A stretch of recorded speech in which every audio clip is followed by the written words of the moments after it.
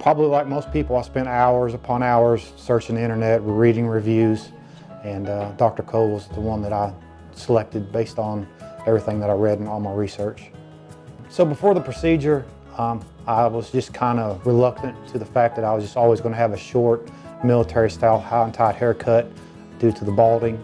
Now after the procedure, I let it grow a little bit longer. I styled it a little bit more, something I've not done for years. The experience was as it should be, very professional, everything followed up with. The team was very professional and they were all very dedicated to their job duties that day.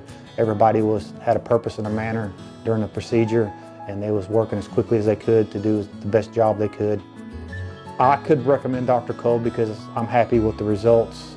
I definitely would recommend him based on my experience. I'm glad I've got it done, and I probably will be back in a couple more years to get a revision and fix the crown in the rear. Oh, I think he done an excellent job. I don't think he could have done any better.